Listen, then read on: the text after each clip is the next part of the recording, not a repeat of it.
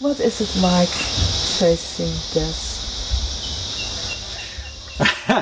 It's surprisingly like normal life. It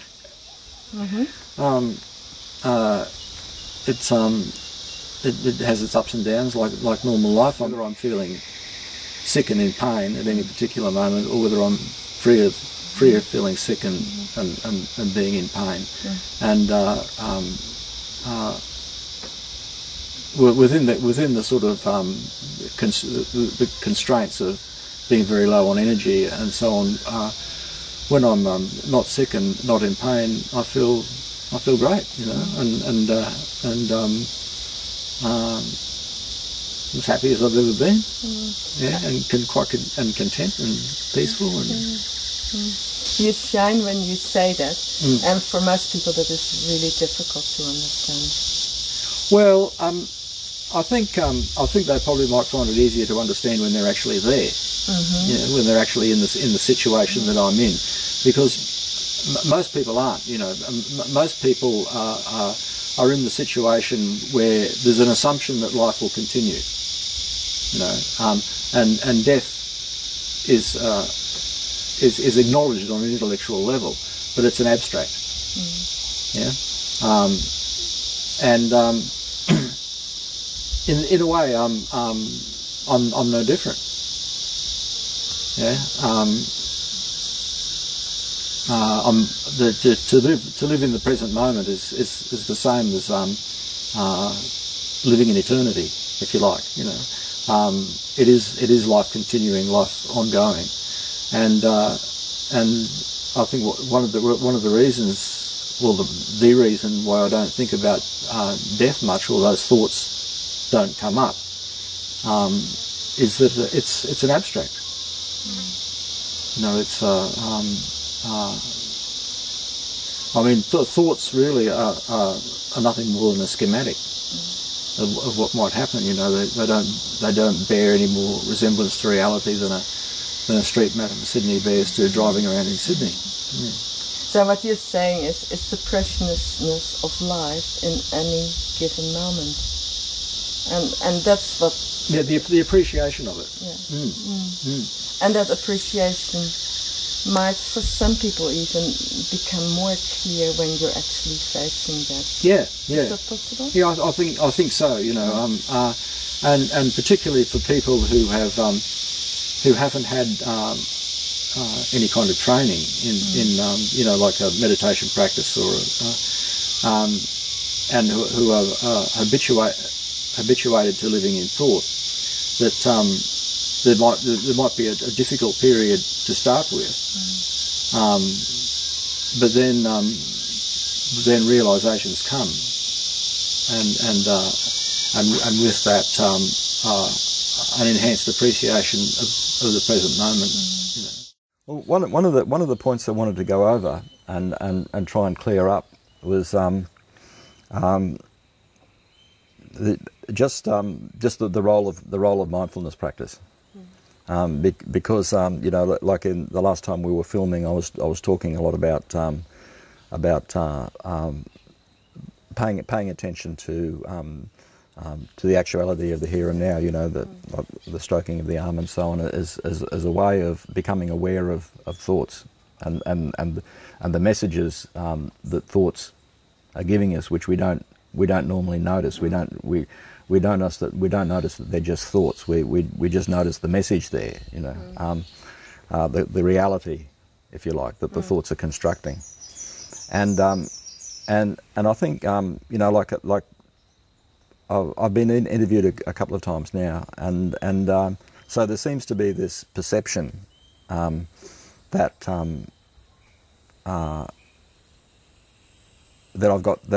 I've got something to say about the dying process, or about the loss of health process, and that I'm facing that situation with a certain degree of equanimity. And so people say, well, how is this the case? You know, like, because I mean, there's nothing special about me. You know, so what is it? What is it perhaps that I'm doing? You know, that enables this?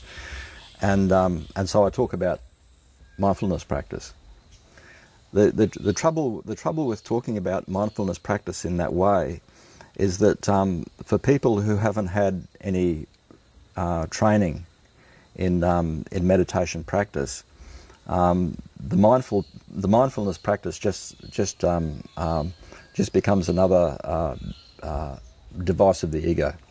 Yeah. It's this is the latest thing that I've discovered, which will help me overcome all my cares and worries. And what tends to go along with that is that people, I suspect, because the thing that I've noticed over the years is the thing that people have most trouble with meditation practice is starting up and maintaining a regular practice. So if a person latches onto this idea that that mindfulness is the way that I overcome my difficulties in the present moment, then they'll tend to only practice when they're feeling bad. So there's the perception that I'm feeling bad. Oh, okay. Well, I'll use this device, mindfulness practice, and then I won't feel bad, and I'll still be in control of the situation. And this is just mindfulness practice becoming a tool of the ego, which is not the way the whole thing works. The way mindfulness practice works is it's a long haul project. It's a long-term project, and it needs to be done regularly, whether we're feeling bad or not. In whatever condition we find ourselves in, we need to practice meditation regularly. The way mindfulness practice or meditation practice works over the long term is as I said in the last interview that we did, it gives the mind the opportunity to notice that the present moment is well, basically, when you come right down to it, that there's no suffering in the present moment. If you bring the present moment right down to a needle point, there's no suffering to be found there, and the body learns this by its own experience, and so it naturally tends to go to the present moment, not only when things are difficult, but at all times. I just wanted to clear up this point. Like I feel when people say, well, how do you find equanimity in the present moment in difficult times? Well, I feel duty bound to mention this mind training, if you want to call it that. But I don't pretend that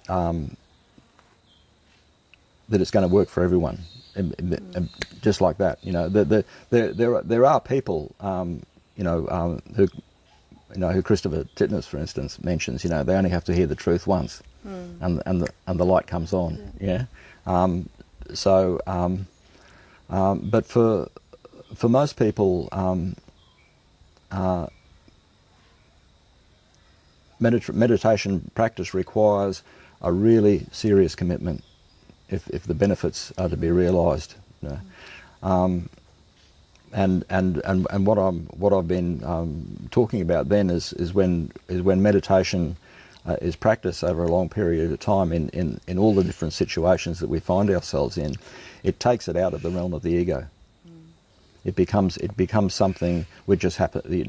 Living in the present moment becomes something which just happens naturally. Yeah. It's just a natural state of being. Yeah, because the other side of that could be that meditation becomes another, and they call it technology of healing. Yeah, it's like a band-aid or a pill. Like, let's do meditation. Yeah, that's right. To feel good. Yeah. But isn't quite. Yeah, well, it's just not going to, except for maybe the one or two exceptional cases in a million people who are right on the edge of what we might call realisation or awakening anyway. It's just not going to work. Yeah. It's no more. Is no more effective than taking a pill. Yeah. Probably less effective, really. There's plenty of drugs you can take which will make you feel okay in the present moment. you talked about before, things are falling away. You cannot maybe do the hard work you were doing to begin with. And slowly all processes start becoming much slower, isn't it? And that might generate another view on life anyway. That's right. Yeah, I think what we're talking about is a pretty natural sort of process. Really, yeah, that's what I mean. It's just a matter of whether we're at peace with it or not. Yeah. And that's the big difference, whether we can be at peace with this process or at least observe it in a way that doesn't increase anxiety and fear around it. Yeah.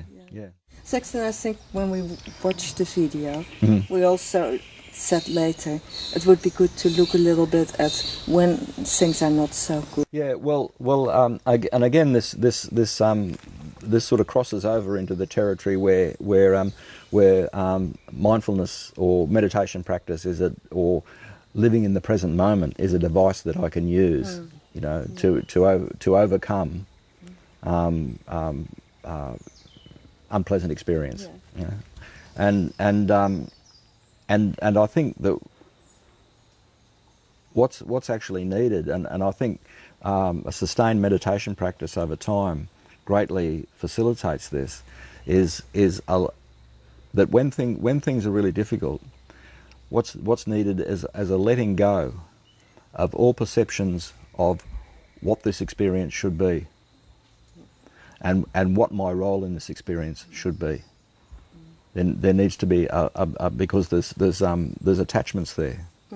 Yeah. So we need to be able to progressively let go of all those things. So where we end up as a result of that process is in a unification with present experience. The expectation, the unexamined assumption is that because of this practice I will continue to feel good. But that's got to be let go of. That expectation that I will continue to feel good has to be let go of. Because it's actually a barrier. It's a barrier to actually being with present experience. Sexton, have you been in situations yourself where your thoughts took over, or there was anxiety? Yeah. There was a situation in I was in St George Hospital in Sydney. It was a few years ago now, and it was in the middle of the night, and I was in a fair bit of pain, but not a tremendous amount that I remember, and I just fell into despair. The despair is the word that I'd use. It's which is a religious experience of sort of ultimate separation, if you like, ultimate duality, and luckily I remembered a sutta that I'd read, which I think is number 143 in the middle length discourses, where it's I think it's called the Advice to Anatta Pindaka, or I'm never sort of quite on top of these names, but where this guy who's been a great lay supporter of the Buddha is dying basically in great suffering, and Ananda and Sariputra go to be with him, to sit with him, and they say to him initially, well, we hope that you're feeling better, that you're improving, that you're getting better, and he says, no, I'm not. I'm actually getting worse. The suffering's getting worse, and then Ananda and Sariputra say, well, in that case, you've got to train yourself this way. And what happens for the rest of the sutra is they go through, how fond the Buddhists are of lists. They go through all the lists of everything that could possibly be clung to, and say this has to be let go of, this has to be let go of, this has to be let go of, this has to be let go of. That's one of the things that I had to, if you like, it's been part of the learning process of this whole having this illness, is the times when I feel absolutely wretched, you know, and there's I think there's an inherent tendency to think, well, you know, if I was a really good practitioner, if I was a really good Buddhist, I shouldn't be feeling this way. I should be happy all the time, you know, which is just bullshit, you know. That's an enormous trap. Hey? Yeah, it's a tremendous trap, you know, and it's based again on views of how I should be, you know. It's all based on views of self. Yeah. You know, and we shouldn't ever underestimate our capacity to cling to self. Oh, absolutely. Yeah. Thoughts, if you like, thoughts are an expression of insight. You know, so the power of the thought will depend on the depth of the insight. You know, so if a person has a personal realization that death is a natural part of life, then that expression, death is a natural part of life, has meaning, has personal meaning for them. Otherwise, it's just words. Yeah. There's no support in just trotting out formula. Affirmations and that sort of stuff. Affirmations. Yeah. And also to someone like Peter, I'd say that you know, like saying, well, how's this going to help me? Well, it not only sort of helps you when you're facing difficulty and perhaps facing the end of your life, but it enhances your whole life. You know, the benefits of meditation practice start now. You know, they start when you start meditation practice, because they're a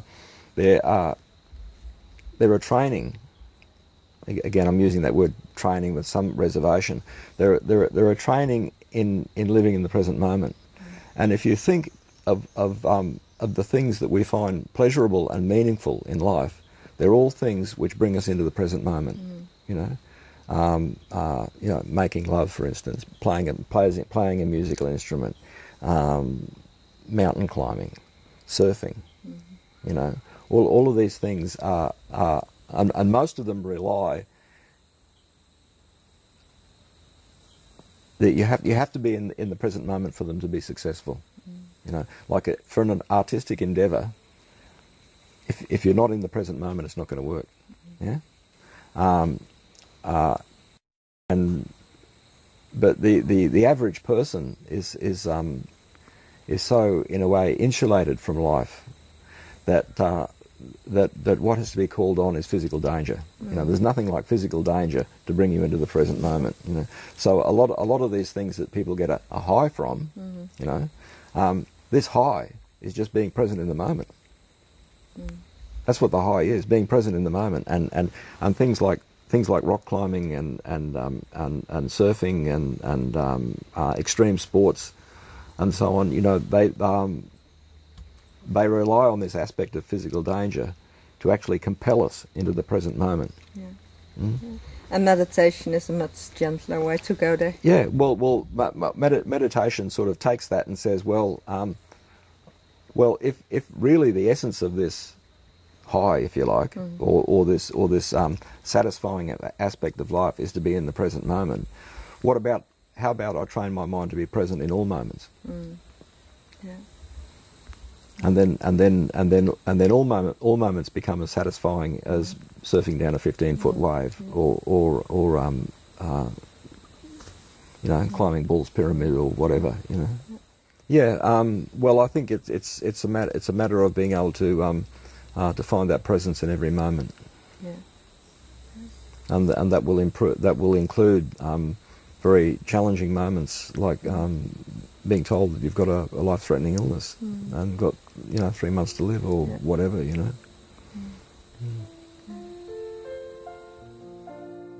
You know, well, you could say, well, that grief that I'm experiencing around not being able to continue the early morning sitting group, you know, well, that's a that's a difficulty arising out of something that I used to do that I'm not going to be able to do anymore. You know, but I've let go of so much of that stuff. You know, that it doesn't present itself like a huge obstacle. You know, it's just a matter of how will that decision come about. So you're well aware of the process of letting go more and more, and you're able to face that, basically.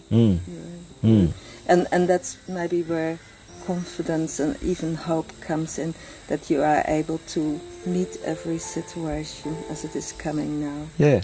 In a way. And enjoy it. And enjoy it in a way. Enjoy it in the sense of seeing into each moment as it is. Is that the enjoyment? Yeah. Just being with this moment. You know, this moment is so rich. Yeah. It's so inherently fulfilling in itself. You know, like like we can listen to a beautiful symphony perhaps and say this is a really fulfilling experience. Well, here we have that symphony. You know, it's apparent in every moment. Yeah, and that is all that counts. Not that the symphony will end somewhere. No. It's the present moment. Yeah. Well, I mean, if there was worry about the symphony ending, that's just gonna spoil appreciation of the symphony, isn't it? So true. It's just another form. It's just another form of anxiety and clinging and wanting things to be a certain way. And one of the things we all know from life experience is that things like that come to an end. You know, eating an ice cream comes to an end. You know, listening to a piece of music comes to an end.